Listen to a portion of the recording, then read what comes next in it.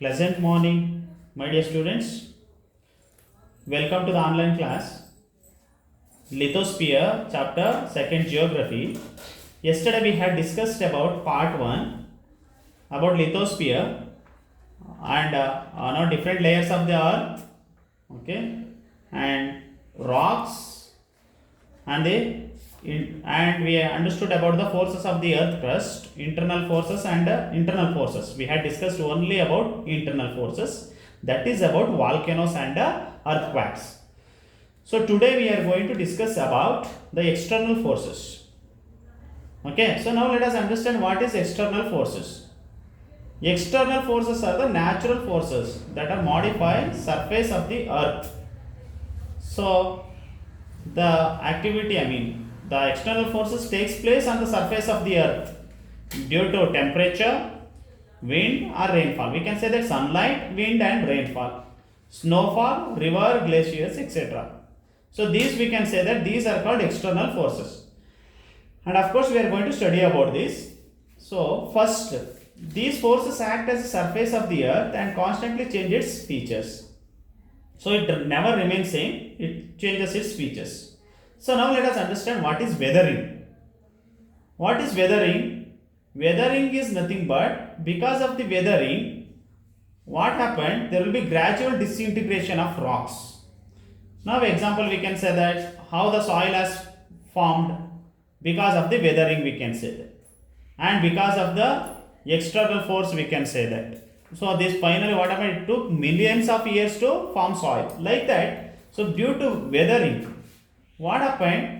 It means weathering is a wearing away or breaking down a gradual disintegration of rocks by agents. It may be temperature, rainfall, wind, etc. So now present in the atmosphere, the three types of weathering are: one is mechanical weathering, chemical weathering, and another one is biological weathering. How it changes its formation, how it changes its shape, we can say that due to this weathering. So how mechanical weathering starts? When the rock is broken and disintegrated without any chemical alteration, the process is called physical weathering or mechanical weathering. It means without any support of the chemical. So when the rock is broken or it changes its shape, so that is known as mechanical weathering. So that happens due to this way. Now mechanical weathering, what will happen? The agents of mechanical weathering are temperature, wind or frost. Or because of the temperature we can say that example ice melts, right? And at the same time because of the wind what happens? The sea wave creates. We can say that this is physical weathering, right? Or this is also known as mechanical weathering. Because of the wind force, the sea wave creates, right? So this happens because of the physical weathering. Okay, so the changes which occurs on the surface of the earth is because of the external forces. And second one, chemical weathering. So when we understand about chemical weathering, some substances which will dissolve in something, so that time chemical weathering takes place. So changing the composition. Okay, so example we can see they are given. Chemical weathering is mainly brought about the action of substances dissolved in rainwater. This type of weathering results in the changing of the composition of the minerals present in the rocks. So there are four types of chemical weathering. They are oxidation. How the chemical weathering works out. Now how this changes due to this chemical weathering. They have given example: oxygen dissolved in water reacts with certain minerals, especially iron will be converted into iron oxide. Example, if the rainfall falls on the iron, what happened after some days you can see that it will be rusted. So it is a chemical weathering. We can say that it is a chemical weathering where the iron will be rusted because of the oxygen dissolved in water and reacts certain minerals with the certain minerals, so that forms as a oxide. Next, carbonation. When we understand about carbonation, So example, limestone rocks and calcium carbonate present in the rocks absorbs carbon dioxide from rainwater and becomes calcium bicarbonate. It means we can say that calcium carbonate plus carbon dioxide is equal to calcium bicarbonate. Example, we can say that plants and animals, because of plants and animals, they converted into limestones. Or we can say that because of the plants and animals bones, and it has created, I mean we can say that because of plants we can say that it will be converted into coal after several years. That is known as carbonation. Okay, carbonation. Next one is hydration.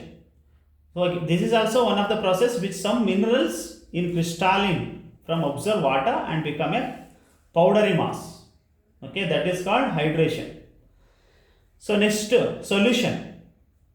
What is solution? When the rain falls on the surface of the land, rainwater dissolves and soluble minerals present in the rocks. Okay, so that is known as solution. Example, when the rainfall falls on the rock and some of the other rocks or some of the other soil which stagnant on other rocks, which forms crystalline minerals. Okay, so crystalline minerals, okay, that happens, that because other minerals will mingle with the rocks. Okay, so that is known as solution. Next one is biological weathering. How biological weathering takes place? They have given plants growth and expansion of roots. Okay, example, we can see that groundnut. Okay, so the root, you can see that there will be, because it happens because of the biological weathering is responsible. So that root, in that root we can see that there will be like bubble type. So in the groundnut plant, so that you might observe that happens even in the plants. That is a growth and expansion of roots. And animals, then burrowing animals, earthworms, rabbits, then also human beings. Example, because biological weathering takes place by doing mining, quarrying, construction works. So through that biological weathering takes place. Now let us understand what is denudation. Denudation means is the action of changing landscape or changing the surface of the earth by various natural agents. So this denudation happens because of the natural activities such as glaciers, such as underground water, wind, sea waves. Okay, so because of the deposition, this procedure distinct relief features. Now how the denudation takes place? River. When the river flows, what happens? It carries so much of debris. We can say that at the same time we can see many minerals will be carried and finally reaches to the sea. How the chemical weathering takes place there? We can see that many water and many other substances mix with the water. Different minerals will be observed from the different rivers. So finally the water is salty, right? That is also we can say that it is example for the chemical weathering, right? So because many minerals form there. And rivers. So you know that what are the rivers? Rivers are actually fresh water flowing from one source to mouth along with the definite course is known as a river. So before river forms, we can say that many streams form there. So that happens through the source. Example, Talakaveri, the birthplace of Kaveri. Okay, Talakaveri, we can say that. So Talakaveri is the source of river Kaveri. We can say that the birthplace where the river takes place, birth is called source. And at the same time, and mouth is the point where it meets the sea. That is the difference between mouth of the sea and a source. Source of the river and mouth of the sea, we can say that. Okay, and we supplies water along with its course. So now let us understand about the course of the rivers. So river has three important course. One is upper course, middle course and a lower course. So upper course, the speed of the water, I mean we can say that example Himalaya. Okay, so many rivers takes birthplace. It is the birthplace of many rivers. So when it takes birth there, so they when they flow, they create lot of valleys, or we can say that V-shaped valleys. Okay, and at the same time gorges, potholes. So these kind of and waterfalls will be created because the force of the water is high, and it is also vertical inversion, and it also vertical erosion is most common due to the steep slopes leading to deep valleys. And the middle course, so here the volume of the water increases. Okay, so valley will be widening. Okay, so and here what will happen, many rivers joins to that particular river. Okay, so they are called tributaries. When the tributaries will be formed, or many rivers comes and joins, so what happens, they finally it reaches to the river, and here we can see that the volume of the water will be increased. They have moderate slope, they are not too steep in the middle course of the river. Okay, and little deposition. Okay, so in this actually we can of course see alluvial fans and meanders will be created. And the lower course, if you take, slope of the river course is very minimum. It means we can say that it is a flat land, and where especially during the flood time, the way there will be lot of mud deposition, soil deposition takes place. So through that, some of the important landforms also creates. They are also known as floodplains. Okay, oxbow lakes will be created, deltas. Sundarban delta is example, great example for that. Okay, Sundarban delta, where Sundari trees grows there, where Sundarban deltas will be created. It means it's very wide, and at the same time, because of the flood, the area will be increased, and a lot of soil deposition will be there. Okay, so the volume of river water is more, and deposition is the main work of this river. And now let us understand the difference between delta and estuary. Estuary means it is a tidal mouth of river broadening into the sea, ocean. Okay, estuary. Delta means it is fan shaped, or we can say that triangular in shape. Okay, and it will be in triangular in shape, which before reaches to the sea mouth. Okay, and we can see both the sides of the river, and which forms in the triangular shape and finally reaches to the sea. Okay, now let us understand about the glacier, another external force. Glaciers are nothing but these are formed because of the ice caps on the top of the mountains. It means we can say that due to ice, so the river forms on the top of the mountains. For example, we can say that Himalayan mountain, there are so many glaciers. Okay, where the ice caps melts and flow as a river, that is known as glacier. So now we can see that polar regions, especially where the temperature is less, these kind of places creates glaciers. The mass of ice or snow is pulled down by its weight and due to the force of gravity. So now let us understand of types of glaciers. One is continental glacier and another one is mountain glaciers. These are two important glaciers. So continental glaciers means they are extensive ice sheets. They have extensive ice sheets found in the polar regions. And mountain or alpine type glaciers means these glaciers found in the polar regions, but they are called mountain glaciers.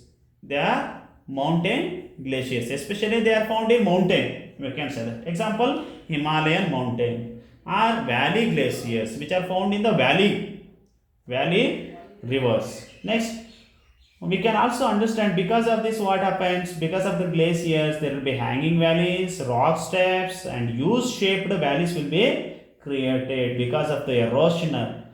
Work of glacier is mainly side cutting and it also creates landforms resulting by this are U-shaped valleys and hanging valleys and rock steps. So next is about moraines. What is this moraine? Moraines, we can see there are four types of moraines here: lateral moraines, medial moraines and ground moraines and terminal moraines. That you read, you will understand. Next is about underground water. Underground is water is available in the ground where we can see that especially porous rock and non-porous rocks. What is porous rocks? Porous rock which allow the water to pre-locate is called a porous rock. And non-porous rock means they won't absorb the water. Okay, so they are called non-porous rocks. So underground water, if you take, yes, of course, it is a naturally comes out, that is known as spring. Okay, so when the storage of the water level will be high, sometimes it will come naturally, it will come out naturally. It is known as spring. And the different types of spring, if you understand: perennial spring, intermittent springs, and hot spring and geyser are some of the types of spring.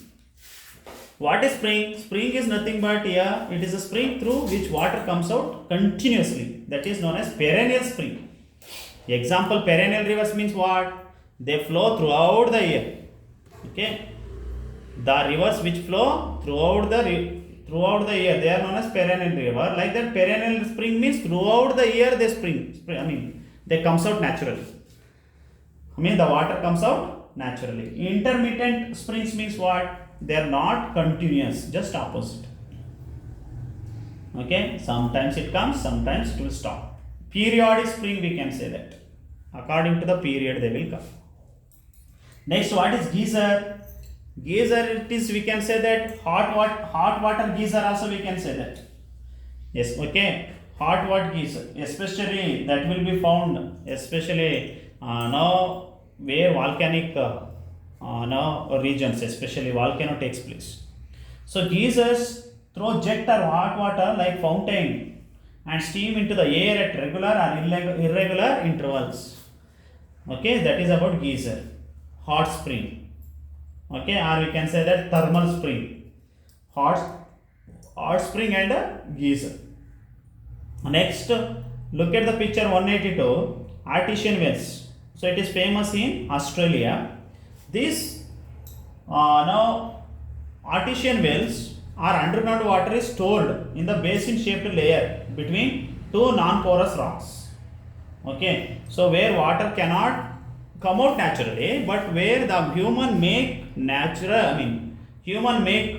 artificial hole in the non-porous rock. Non-porous rock means where they won't absorb the water, and where at the same time rainwater, there will be space where the rainwater reaches to that particular porous rock, and there will be certain point, okay, will be there. Once if it fills, okay, and in the down of that they fill debris, where even that is called country rocks, where the water should not seep by the underground.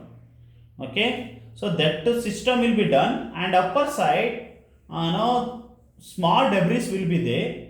Okay, so that will absorb the water, and non-porous rocks will be fixed there, and where the hole to artificial hole is made to the porous rock. Okay, and the water comes out like a fountain. Okay, so that is known as artesian well. Okay, that is non-porous rocks, stored in a basin shaped layer between two non-porous rocks. The water cannot come out naturally. If an artificial hole is made to the porous rock, the water comes out like a fountain. It means the water will not be absorbed by the rocks, but if they open non-porous rock, water will come out. Okay, that is known as artesian well. It is very famous in Australia. So next, underground water also performs the work of erosion, transportation and deposition. Okay, through that we can understand there will be predominant in limestone region, especially the important landforms associated with the underground water are lapis, sinkholes, limestone, caves, okay, and stalagmites, calcite pillar, etc. are formed. This is the picture you can go through once. Next, because of the wind, what happens? Then wind also is responsible for the denudation work. Okay, so already I told you, because of the wind, so especially in the it forms especially in the desert area where landscape will be changed because of the prevailing wind. Okay, we can say that which creates, because of the wind force, there will be sand dunes. It means sand changes its shape. So it means, example, if we see the sand now will be lying flat, but in the afternoon if we go, there will be deposition. Okay, so that is called dunes, sand dunes. Landforms are sand dunes, longitudinal sand dunes, then barkans, and some of the other deposits takes place because of the denudation of a wind. Okay, so when the winds of high velocity blow over desert areas, they erode, transport and deposit materials to produce different landforms. Example is sand dunes in desert. If you go to Thar desert also, you can see sand dunes. And next one is barkans. What is this barkans? Barkans are, and one more, because of the denudation there will be barkan. Barkans, especially concave slopes creates because of the work of barkan. Okay, especially again in the sand. What is barkans? Are semicircular or crescent shaped sand deposits, most common in the desert, that is known as barkans. Next, last one is sea waves. Because of the wind force, the sea waves creates. Okay, so and what happens here? Like all other agents, sea waves are also is one of the important exogenic agent of denudation. Sea waves are the regular undulation of water on the sea or ocean. The work of sea waves is significant along the seashore or coast. The important landforms associated because of the sea waves are cliff, sea cave, sea stack, sea arc, headland, sandbars, beaches, lagoons. You know that, students, what is beaches? Okay, what is sandbars and cliff cave? That will all be created in the sea. Okay, so this is about the lithosphere. This is about lithosphere. You have understood. Okay, if you have doubt, you can clarify in the next class. Thank you.